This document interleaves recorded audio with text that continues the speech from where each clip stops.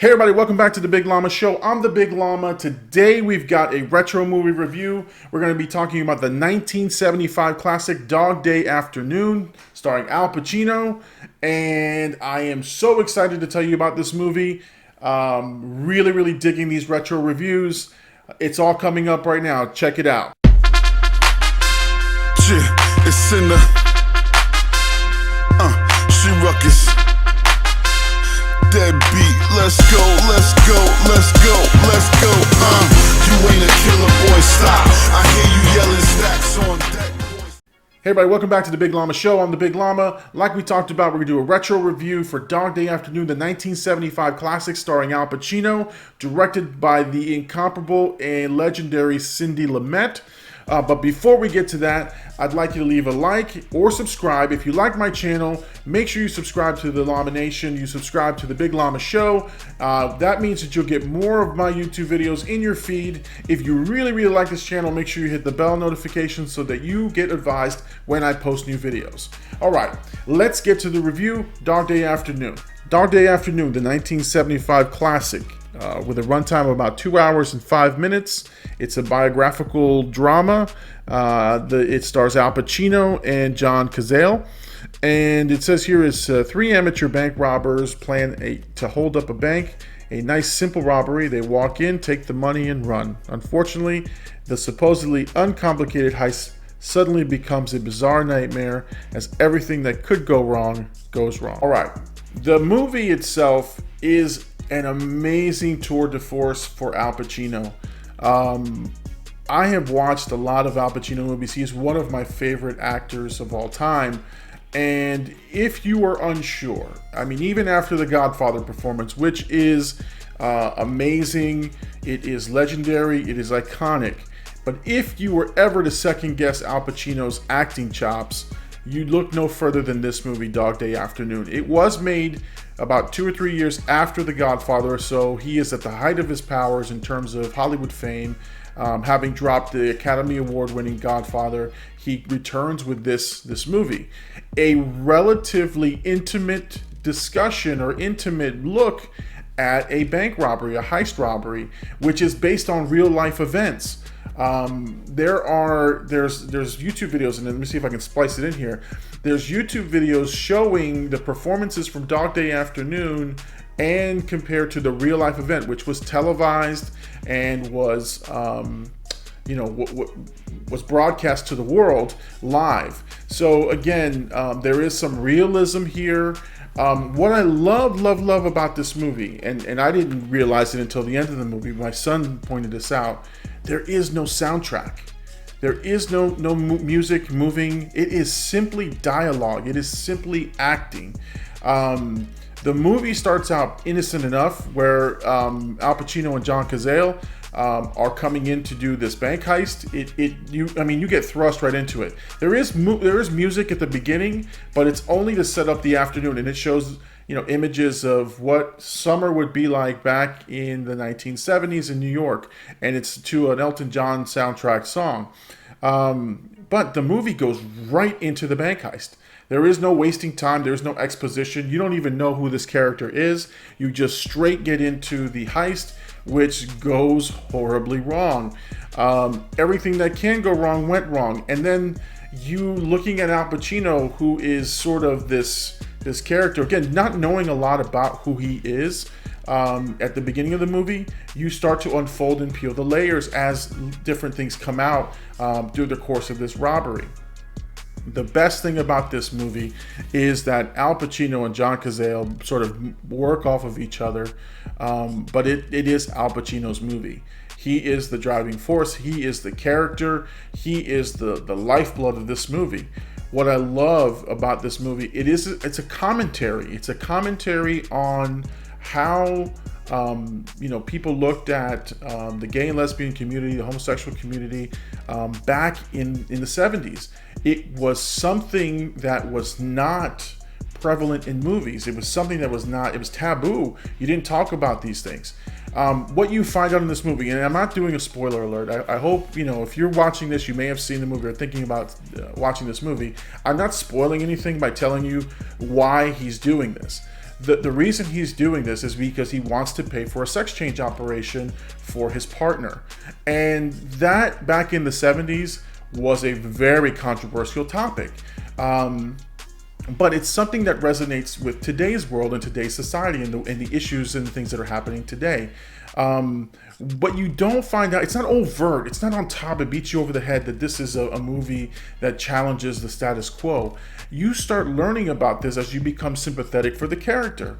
Now, there's also a tone about Vietnam veterans, about the some things that they're going on mentally. You find out that Al Pacino's character is a Vietnam veteran. He is not adjusting well to returning to regular life, and this is also something that happens.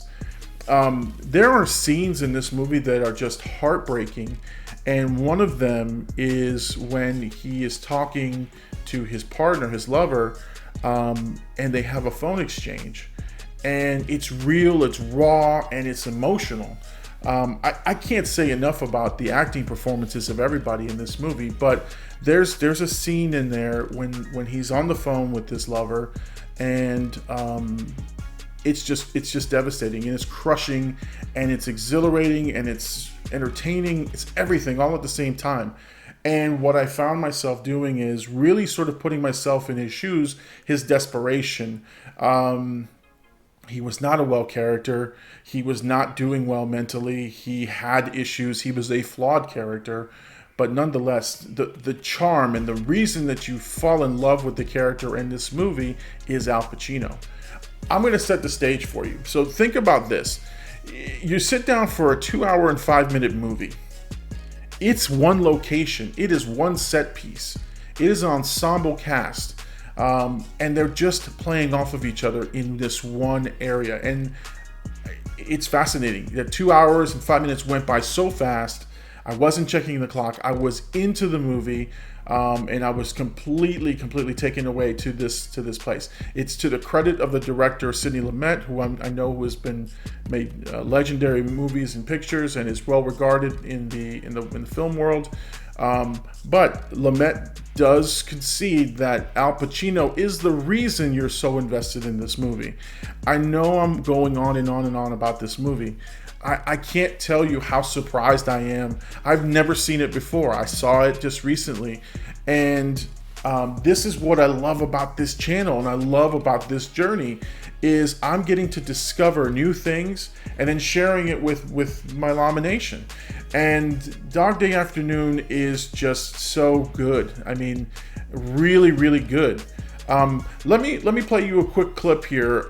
This clip here is Al Pacino sort of reading off his last will and testament, and there's just a thing that grabs you in this scene. Let's check it out. To my darling wife, Leon, whom I love more than any man has loved another man in all eternity.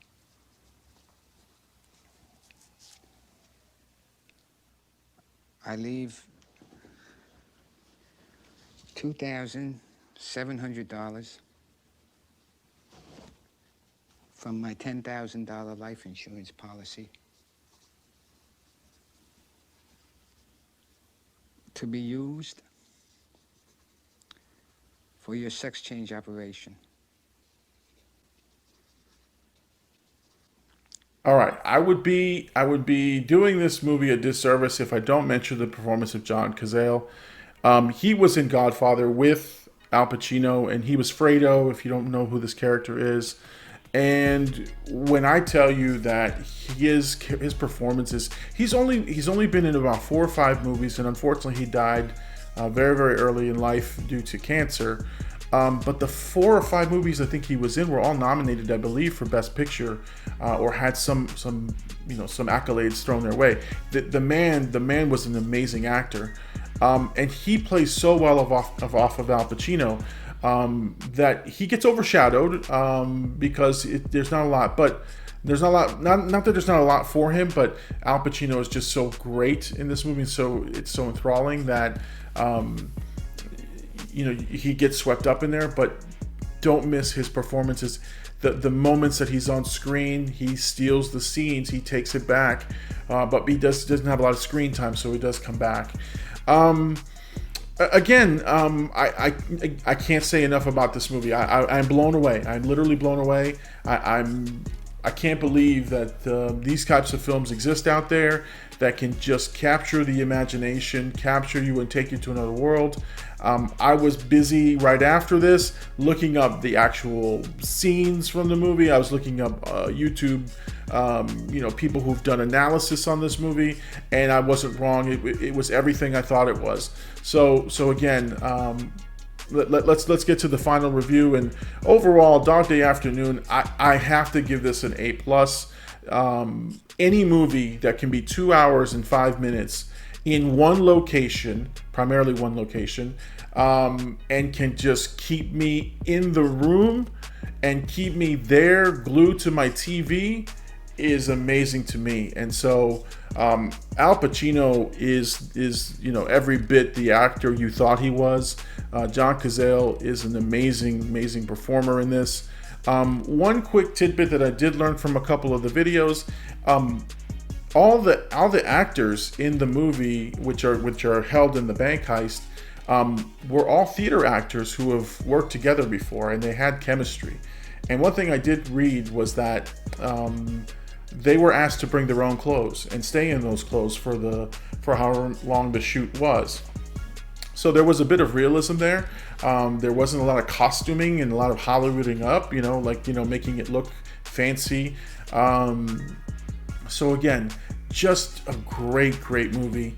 Highly recommend it. Again, overall A+. All right, that's my retro review for the movie Dog Day Afternoon, the 1975 classic with Al Pacino. I hope you enjoyed it as much as I did. Actually, I hope you enjoyed this video as much as I did. And I hope you go and check out this movie. Very important movie. Very great movie. If you agree, hit me up in the comments. Let me know what you think. If you like this video, give it a like. Make sure you subscribe to the channel. When you subscribe, you become a member of the Llama Nation. And when you do that, my videos show up in your feeds more often. If you really like my channel, please make sure you hit the bell notification so you know when we post videos, and then you'll be notified as soon as I drop more and more videos. Once again, that's my retro review. Thank you so much for tuning into the Big Llama Show. I'm the Big Llama. Peace out.